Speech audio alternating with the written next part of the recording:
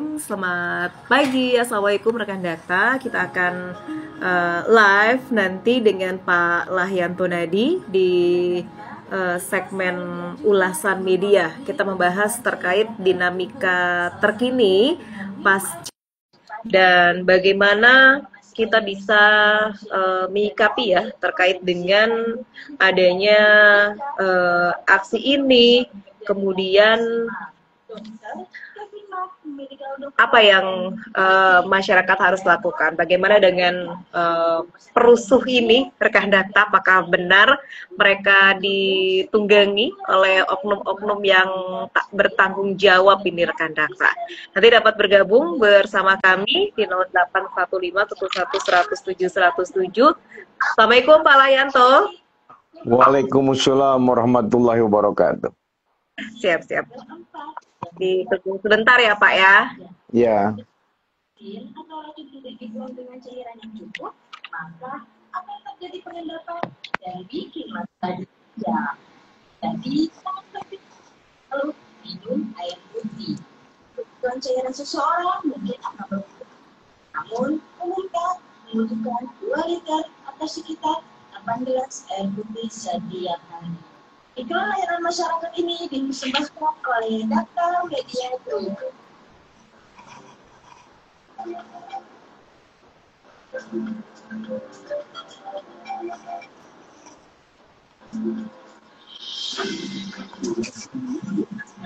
Rekan data kami sudah tersambung dengan Bapak Lahyanto Nadi. Assalamualaikum Pak Lahyanto.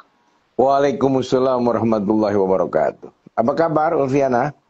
Alhamdulillah, kabar baik juga ya Pak. Baik sekali, alhamdulillah.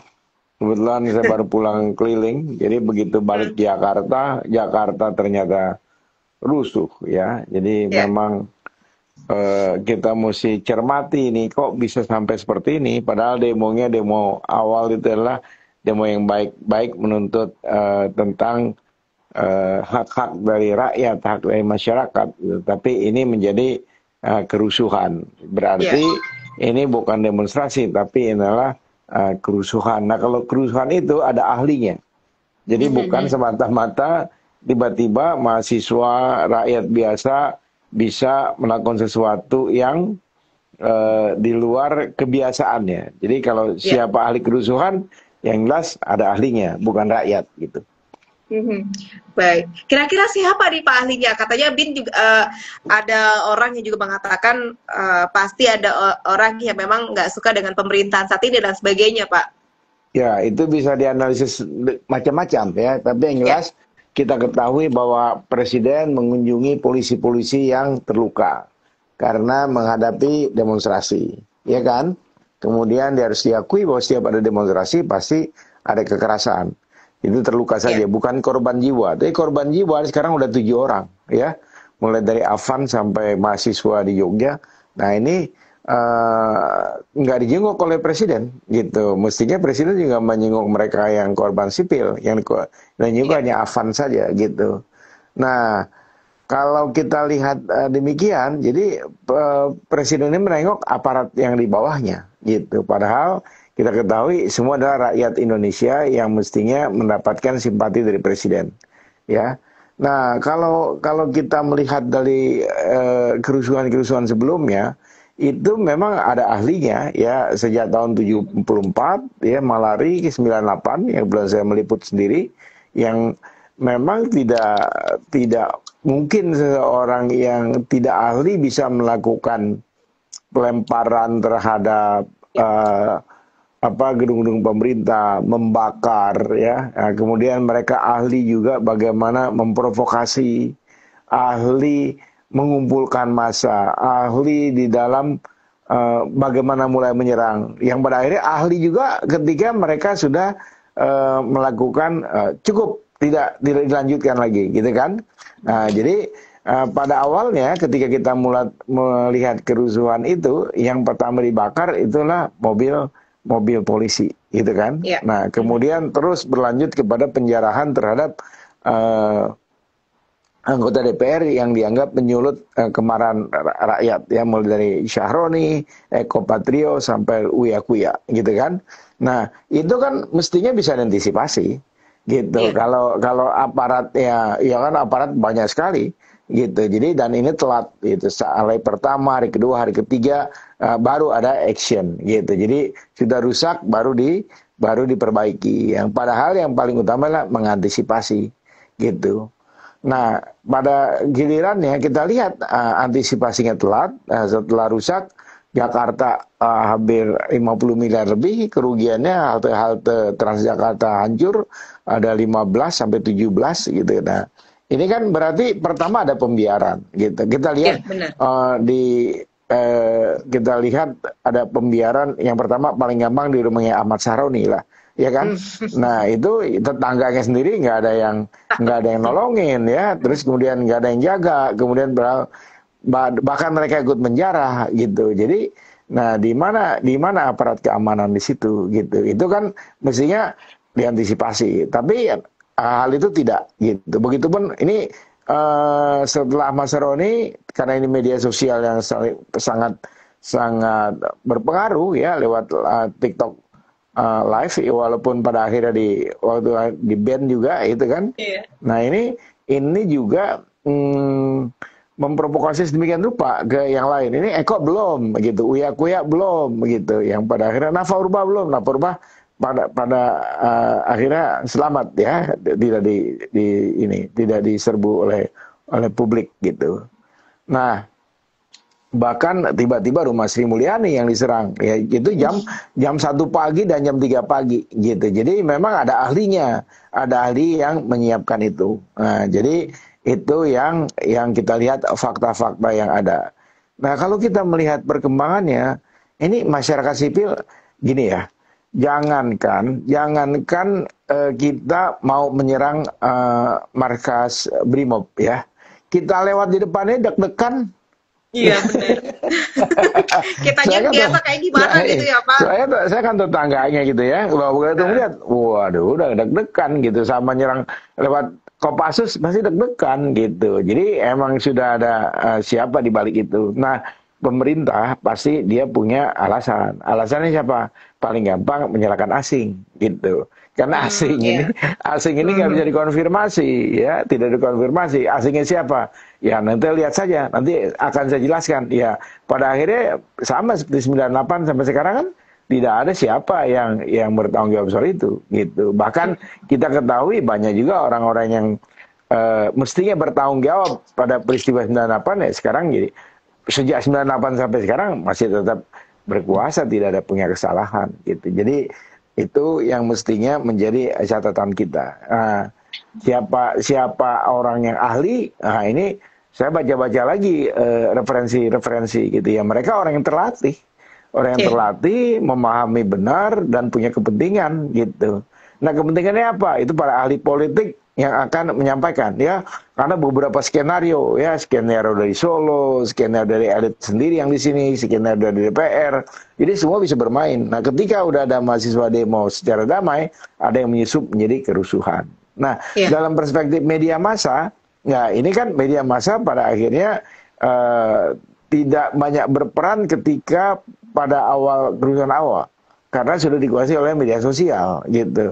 Waktu zaman 98 dulu ketika siaran di radio, nah kita ngomong seperti kita bisa menahan gitu bahwa ini sudah, tapi karena memang ada ahli yang bermain, ya imbauan itu tidak mempan gitu. Kalau sekarang kan tidak ada imbauan karena pemerintah melalui Komisi Penyiaran Indonesia melarang televisi untuk menyiarkan secara langsung gitu. Tapi live TikTok, live IG, ya YouTube semua berjalan dan itu memprovokasi gitu. Dan ada pihak yang ahli juga bermain di media sosial di situ.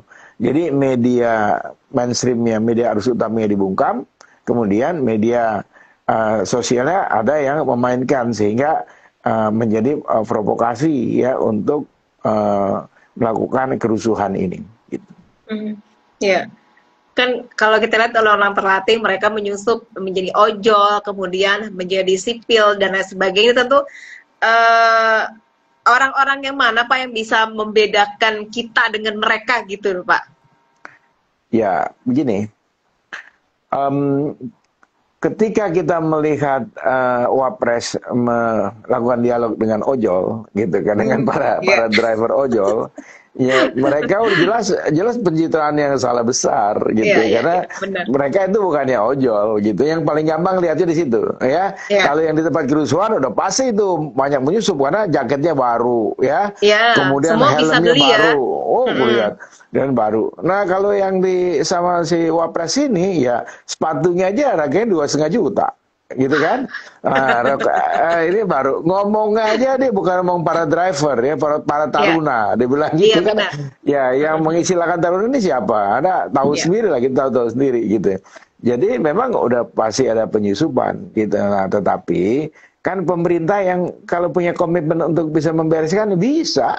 Sangat bisa sekali, sangat transparan sekali gitu. Itu tinggal kemauan presiden ya atau tidak gitu. Jadi tidak sebatas meredakan suasana, ya tidak sebatas meredam, tetapi memang mencari solusi. Ya kalau mencari solusi apa? Akar masalahnya. Akar masalahnya dari mana? Dari awal kesulitan rakyat. Kesulitan rakyat apa? Yang pertama adalah ketika dilantik pada Oktober, Desember kita dihadapkan pada PPN 11-12%. Masyarakat protes termasuk dari kita di sini dari Udakta sudah mengingatkan ya pada akhirnya dibatalkan, ya kan? Nah setelah itu Nusron Wahid punya kesalahan besar lagi, dia bilang rakyat yang tanahnya terlantar akan diambil oleh negara, gitu kan? Nah, setelah itu Budi Ari sebagai Menteri Koperasi terlibat judi online. Nah judi online ini begitu bebasnya di live TikTok di media sosial, tetapi ketika itu tidak dibatalkan, tidak di ban ya, tidak diberangus. Tapi ketika ada kepentingan yang lain, ketika untuk kerusuhan ini di ban gitu. Nah ini gitu. Belum lagi persoalan-persoalan lain yang membuat kita ini semakin sulit. Nah dipicu oleh kemarahan dari rakyat karena anggota DPR yang hidupnya penuh dengan hedonisme, yang mengatakan rakyatnya tolol, yang mengatakan macet-macet, sementara teman kita bekerja dari pagi sampai malam macet-macet sudah menjadi itu. Kemudian ada yang joget-joget senang-senang, ada yang mengatakan bahwa kalian rakyat jelata, kemudian ada yang mengatakan bahwa gue cuma sehari 3 juta. Orang rata-rata itu UMR ada yang 3 juta di daerah gitu. Jadi ini orang marah karena memang ada kesenjangan. Jadi kita ingat pada debat presiden gitu kan, persoalan pertama negeri ini adalah kesenjangan, gitu kan. 90% rakyat itu hanya menguasai 10%, sementara 10% orang yang kaya raya itu berarti sekitar 2 juta orang, tapi menguasai aset sampai 90%. Nah ini kan terlihat di jalan gitu. Boleh jadi orang cemburu, orang marah gitu melihat mobil-mobil mewah begitu banyak di rumah wakil rakyat, ya mereka melakukan perusakan. Itu memang tidak boleh, jelas tidak boleh. Tetapi emang tidak diantisipasi oleh aparat gitu. Jadi aparatnya telat gitu. Kalau dari awal memang sudah punya komitmen untuk melakukan, wah ini kan ahli sekali nih, presiden kita ahli sekali soal keamanan. Jadi hari pertama juga selesai gitu. Hari pertama selesai. Kalau tidak ada ahli yang bermain. Gitu.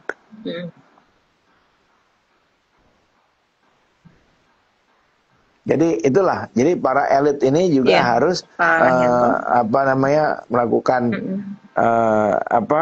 dia punya kemampuan, karena ini kan punya kemampuan dan punya biaya gitu. Tidak semua rakyat biaya dari mana untuk demo, ya kan?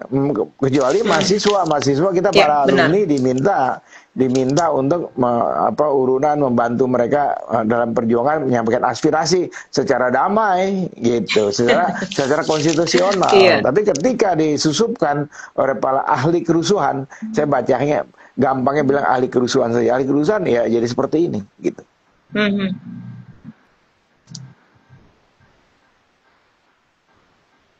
Ya, apalagi pertanyaannya? Karena sudah mulai banyak yang disusup ini, kampus-kampus ya di Bandung udah mulai dimasuki oleh aparat itu. Ahli para LSM mulai ditangkap gitu kan ya. Makanya pers ya bergerak menyuarakan, menyampaikan yang kebenaran. Seperti yang kita sampaikan pada saat ini adalah kita mengedukasi publik bahwa ya harus ada penyelesaian secara optimal dengan cara mencari aktor intelektual yang ada di situ. Gitu.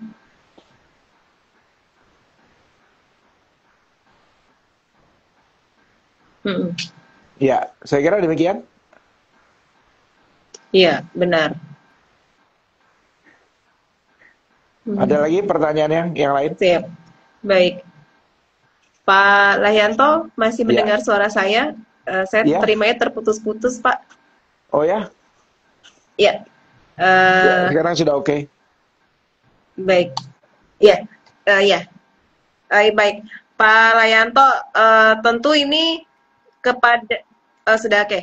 Kemudian bagaimana dari partai politik terhadap kader mereka yang membuat gaduh, membuat pemantik api? Apakah ini penonaktifan memang benar? Kan kalau penonaktifan berarti mereka juga masih akan menerima gaji, kemudian ya mau nggak mau akan diaktifkan kembali nanti, begitu Pak? Ya ini yang pertama yang dilakukan oleh partai politik. Penonaktifan ini juga nggak dikenal istilah yang sebenarnya ya, yang betul adalah bagaimana ada PAW, penggantian antar waktu. Tapi itu memang prosesnya panjang. Sehingga sementara dinonaktifkan, tapi konsekuensinya apa? Ya tetap memperoleh tunjangan seperti yang Ulfiana katakan tadi. Nah, itu tentu proses selanjutnya ada penggantian antar waktu. Nah, penggantian antar waktu nanti adalah calon anggota legislatif yang suaranya di bawah itu dia akan naik menjadi penggantinya. Nah, tetapi memang ini juga tidak adil ya, ketika anggota legislatif melakukan kesalahan, dia buat aturan-aturan yang agak sulit untuk langsung diberhentikan. Nah, kalau dari aparat pemerintah misalnya, dia paling nggak langsung kena sanksi tukin ya, sanksi hal lain sampai kepada pemberhentian gitu. Nah, yang lebih parah lagi lah rakyat biasa. Rakyat biasa begitu udah punya pelanggaran di dalam ketentuan pekerjaan, selesai di hari itu juga. Semua hak-haknya hilang gitu. Nah, ini karena apa? Karena mereka sendiri yang membuat undang-undang. Gitu. Sama seperti dia nanti dapat pensiun, ya, sampai pensiun sampai dia meninggal. Nah, itu kan besar sekali karena kenapa itu? Ya itu sesuai dengan undang-undang. Undang-undang siapa? Dia juga yang bikin, gitu. Dia juga yang buat, gitu. Itulah persoalannya. Kenapa sampai terjadi kondisi seperti sekarang? Dia walaupun dia sudah ada penonaktifan, tetapi tunjangannya masih tetap bisa diterima, gitu. Gajinya tetap jalan, gitu. Dan ini yang sudah ada kebijakan adalah penghentian pembatalan ya, memberikan tunjangan perumahan, sama tidak boleh lagi ada perjalanan ke luar negeri bagi anggota DPR gitu. Tapi itu kan bukannya solusi, itu adalah meredam gitu. Kalau solusi adalah dengan kebijakan, copot pejabat yang bertanggung jawab untuk itu, kemudian lakukan pembenahan dan lakukan reshuffle sehingga rakyat bisa percaya gitu. Kalau presiden bilang percaya sama kami, tapi apa yang dilakukan hanya untuk bisa meredam sesaat, ya rakyat akan tetap sulit gitu. Nah, kalau rakyat yang sulit, ya mereka akan tetap, orang lapar akan tetap berteriak gitu. Dia tidak akan pernah berhenti gitu. Jadi memang kalau dia mau dibikin tenang, ya kasih dia kenyang. Seperti negara-negara tetangga kita. Singapura ngasih hadiah kepada masyarakat dan warganya ya untuk merayakan kemerdekaan. Begitupun dari Malaysia juga memberikan hadiah kan sampai bulan Agustus. Bahkan Timor Leste aja memberikan hadiah dan kemudahan-kemudahan bagi warganya. Sementara kita mengalami kesulitan gitu. Dan itu merata di seluruh tanah air. Nah, itu juga yang harus diperhatikan. Jadi paling penting adalah bukan meredam sesaat, tetapi memberikan solusi. Jadi kalau memberikan solusi jangka panjang adalah dengan suatu langkah yang ekstrim gitu. Karena kan langkah-langkah ini dari awal juga memang tidak solutif ya. Kebijakan-kebijakannya tidak jangka panjang gitu. Soal pendidikan misalnya, pendidikan dia cuma nomor 4 kita dibandingkan dengan pertahanan keamanan, makan bergizi gratis, ketahanan pangan, baru pendidikan gitu. Padahal pendidikannya itu adalah yang paling utama gitu. Belum lagi persoalan korupsi yang tidak pernah dibereskan. Jelas-jelas sudah menjadi tersangka tapi tidak dimasukkan dalam penjara. Jelas-jelas sudah melakukan korupsi menterinya tapi tidak di-reshuffle. Jelas-jelas sudah terlibat dalam judi online juga masih tetap bertahan. Jelas-jelas sudah menjadi pelaku judi di luar negeri tapi masih tetap dipertahankan. Jadi itu yang paling utama adalah bagaimana mencari solusi terbaik untuk persiapan jangka panjang, tidak hanya meredam tapi mencari solusi. Ya, apakah ini menjadi suatu beban tersendiri dengan keadaan yang sudah seperti ini dari seorang Presiden Prabowo Subianto ini, Pak? Ya, kan kalau dari pidato-pidatonya kan banyak sekali. Tetapi kan yang paling penting ini tidak omong-omong semata, tapi lakukan action. Gitu. Kalau saya akan ya akan terus. Tetapi kan yang paling penting adalah apa actionnya setelah terjadi kerusuhan ini. Gitu. Nah, tuntutan rakyat itu yang kemarin jadi keberatan, hapuskan. Kasih kesempatan kepada rakyat untuk bisa menikmati yang sama seperti fasilitas para pejabat negara gitu. Terus kesenjangan ini benar-benar harus dihilangkan. Kesenjangan di jalan raya harus dihilang. Tidak boleh ada lagi wing para pejabat kita bermacet-macet. Terus polisi dimanfaatkan hanya dengan bayar 500.000 bisa disewa untuk itu. Nggak boleh gitu. Itu yang paling sederhana. Ketika terjadi pelanggaran lalu lintas, polisi mengantisipasi, bukan menangkap, bukan menjerat. Gitu. Jadi kita ketahui orang sengaja biar melawan arus, nanti di ujung ditangkap. Gitu. Padahal sebelumnya mesti dijagain dari situ. Jadi sebenarnya dimulai dari yang sederhana, dari yang kecil-kecil, dari sekarang. Gitu. Itu bukan sesuatu yang sulit sebenarnya gitu. Dan itu harus dilakukan oleh presiden. Pecat menteri-menteri yang nggak benar, pecat mereka yang tidak bertanggung jawab terhadap ini, ganti dengan orang-orang yang baru, yang bagus. Pasti bisa gitu. Kalau ada elit yang bermain, ya mainkan juga. Nah itu karena ada strategi di dalam politik ini. Ya, baik. Bagaimana dengan DPR-nya, Pak? Tentu kan kayaknya masih formalitas aja ngomong yang akan evaluasi dan sebagainya begitu, Pak. Ini kan memang yang menjadi kemarahan tersendiri dari masyarakat. Ya, DPR kan persoalan utama karena memang tidak produktif. Ya tidak produktif, dia kan fungsinya pengawasan, kemudian legislasi, membuat undang-undang sampai pada anggaran. Nah, semuanya hanya untuk kepentingan dia sendiri, gitu. Makanya masyarakat marah kepada DPR dan hari ini masih terus berlangsung ya untuk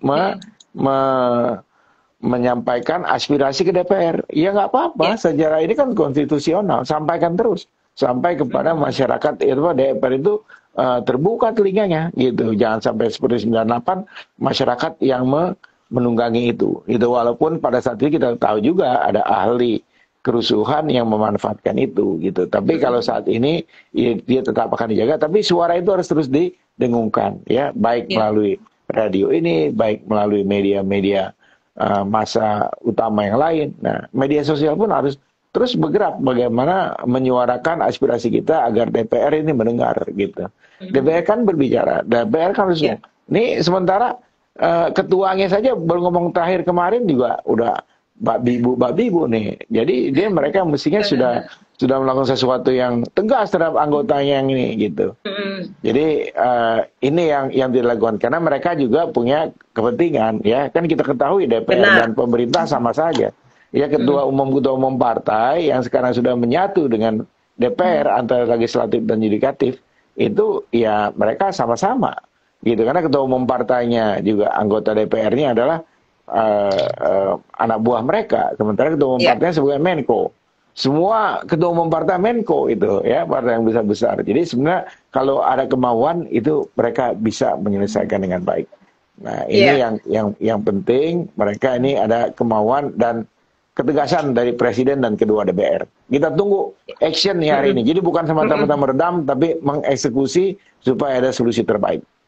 Baik. Dan kita menunggu ya. Memang siapa sih ini biang-biang kerusuhan ya, Pak ya?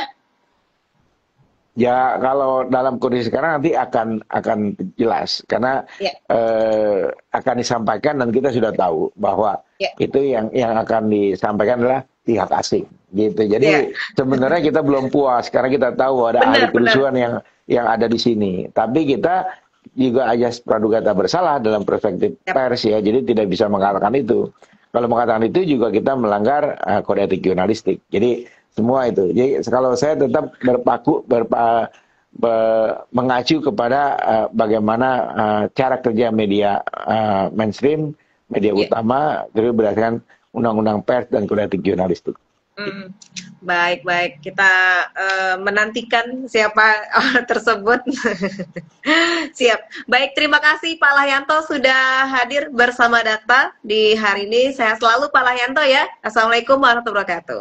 Waalaikumsalam warahmatullahi wabarakatuh. Rekan Dakta, demikian ulasan media bersama Bapak Lahyanto Nadi, wartawan dan penulis buku Korporasi dan Biografi.